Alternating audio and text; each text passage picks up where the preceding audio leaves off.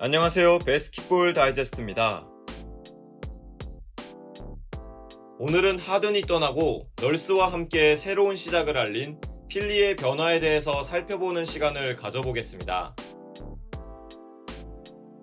이번 시즌 조엘 엠비드의 기세가 무섭습니다. 12월 평균 41.4득점으로 정말 무시무시한 면모를 보여주고 있죠. 엠비드는 최근 ESPN이 행한 MVP 1차 모의 투표에서도 당당히 1위에 올랐는데요. 이처럼 1옵션이 중심을 확실히 잡아주면 팀의 조각을 이루는 선수들도 덩달아 살아나기 마련입니다. 에이스를 중심으로 나머지 동료들은 선택과 집중이 된 플레이를 통해 팀의 퀄리티를 확 올릴 수 있습니다. 제임스 하든이라는 걸출한 2옵션의 이탈에도 흔들림 없이 잘 나가는 이유가 바로 여기에 있습니다. 이번 시즌 엠비드는 지난 시즌의 모습을 다시 한번 넘어서고 있습니다. 하든이 빠진 대신 이 팀에는 업그레이드된 맥시가 있었네요. 원래 엠비드는 슈터와 잘 맞습니다. 이는 루키 시즌부터 수없이 증명된 부분이고 엠비드가 뽑은 본인 역대 최고의 파트너가 JJ 레딕이었던 것도 같은 맥락에서 이해 가능합니다. 이것이 슈터형 스코어러인 맥시와 엠비드가 잘 맞는 이유인데요.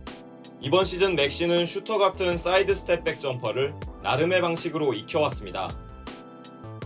일반적인 사이드 스텝백은 아니지만 어떻게든 가속을 죽이지 않고 3점을 던진다는 게 중요한 포인트이며 잽스텝 풀업이라고 부르고 싶을 정도로 종종 걸음이 인상적입니다.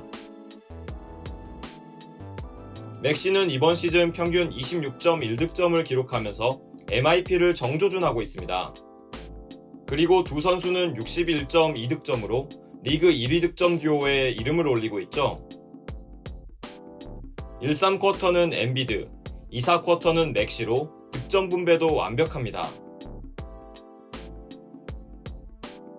두 선수의 투맨 게임이 스피디한 측면이 강하다 보니 내일에서의 강한 압박으로 두 선수 사이에 끼어드는 제3자 헬프 디펜스를 쓰는 경우가 많아졌습니다. 이런 끼어드는 방식의 수비는 두 선수의 연계를 순간적으로 끊어버리죠. 그래서 두 선수는 볼을 더 활발히 주고받으면서 연속 핸드오프하는 체이스 액션으로 이런 수비 방식에 대응하고 있습니다. 두 선수의 뛰어난 호흡은 리그 1위 득점 듀오라는 타이틀로 증명되고 있죠. 이번 오프시즌 맥시는 스킬 트레이너를 드류 알렌으로 과감히 바꿨는데 이 선택이 주요했습니다. 오프시즌 내내 두 선수가 투맨 게임을 다듬었고 서로에게 맞춰가며 장단점을 개선했죠. 허나 필리에도 문제점은 있습니다. 개인적으로는 두 가지 문제점을 꼽는데요. 지금 필리는 엠비드에게 극도로 의존할 수밖에 없는 구조를 가진 팀입니다. 실제로 엠비드는 무려 유세지 레이트가 37.7%로 리그 1위인데요. 12월에는 유세지 레이트가 무려 41.6%입니다. 게다가 맥시, 토비가 엠비드의 유무에 따라 볼 핸들러로서의 기능이 크게 차이나다 보니 엠비드 의존도가 더욱 높아질 수밖에 없는 상황이 반복적으로 나타나고 있습니다. 이는 엠비드의 잦은 부상 문제를 안고 있는 필리로서는 반드시 해결해야만 하는 숙제예요. 맥시의 성장이 하든의 이탈을 많은 부분에서 가려주고 있지만 여전히 하든의 이탈이 뼈아프게 다가오는 부분이 있습니다. 클러치 게임 문제가 바로 그것인데요. 지난 시즌은 털비드 극강의 픽앤팝을 위시한 엠비드의 점퍼가 필리 클러치의 비장의 무기였는데 이게 사라져버린 것이 뼈아프게 다가오고 있습니다. 지난 시즌 WPA 리그 1위였던 엠비드는 이번 시즌 WPA 17위입니다. 클러치 팀 성적도 지난 시즌 62.2%, 승률 3위에서 이번 시즌 40%, 승률 22위로 크게 밀려났죠. 맥시는 여전히 1대1 패턴이 단순한 편입니다. 이번 시즌 플로터 비중을 더 높였는데 1대1 상황에서는 플로터보다 풀업 비중을 늘리는 게 좋아 보이고요. 특히 클러치에서는 미드레인지 풀업 점퍼를 더 적극적으로 시도할 필요가 있습니다. 맥시의 미드레인지 풀업 점퍼가 있어야만 엔비드의 클러치 점퍼도 살아날 수 있습니다. 두 선수는 여전히 클러치 상황에 지금보다 더 잘할 수 있는 충분한 잠재력이 있다 생각해요. 이상적인 측면에선 미드레인지에서 맥시의 성장을 기대하는 게 올바른 방향이지만 단기적으로는 클러치 때 두 선수가 체이스 액션을 통해 맥시는 3점을, 엔비드는 미들 점퍼를 던지는 것이 가장 좋아 보이긴 합니다. 현재까지 필리는 전형적인 널스 농구를 하고 있습니다. 널스는 자신의 농구 스타일을 유지하면서 엔비드도 자신의 농구에 잘 녹여내는 데 성공했습니다. 여전히 널스는 필리에서도 특유의 속공 농구를 구사하지만 이 농구에도 엔비드의 자리는 있습니다.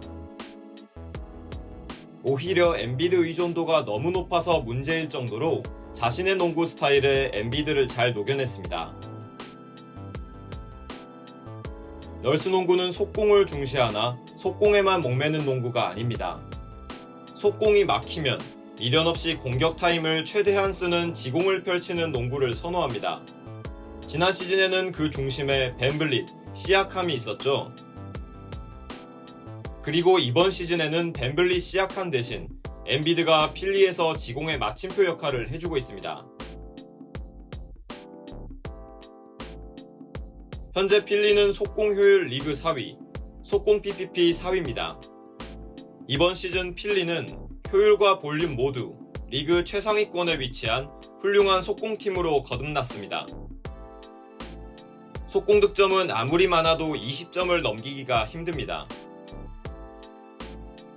결국 대다수의 득점은 지공에서 나오는 것이고 널스는 속공이 저지되면 극단적인 지공을 추구하면서 엔비드를 살리고 있습니다. 비록 우승 시즌 랩터스에 비하면 아쉬운 부분이 보이지만 현재 필리도 널스에게는 꽤나 잘 맞는 팀인 것 같습니다. 필리는 클러치에 약하고 4쿼터 뒤집는 능력이 떨어집니다. 그러나 후반에 약하진 않습니다. 후반전 넷 레이팅이 무려 플러스 16.2로 전반전보다 월등히 좋으며 이 수치는 단연 리그 1위입니다. 감독의 이런 인게임 조정 능력은 필리 팬에게 굉장히 낯선 대목입니다. 개인적으로는 레리 브라운 감독 이후 처음 느껴보는 감정이라고 평하고 싶네요. 좋은 감독과 MVP 후보, MIP 후보가 있음에도 불구하고 여전히 필리는 우승 후보라 보기 어렵습니다. 그러나 하드니타를 생각보다 잘 이겨내면서 팀에 희망이 계속 있다는 점이 중요한 포인트로 보입니다. 필리는 이미 셀러리 리셋과 픽 애셋 확보에 성공했기 때문에 언제든지 새로운 시도를 해볼 수 있다는 점이 장점인데요. 과연 모리가 어떤 선택을 할지도 매우 궁금해집니다.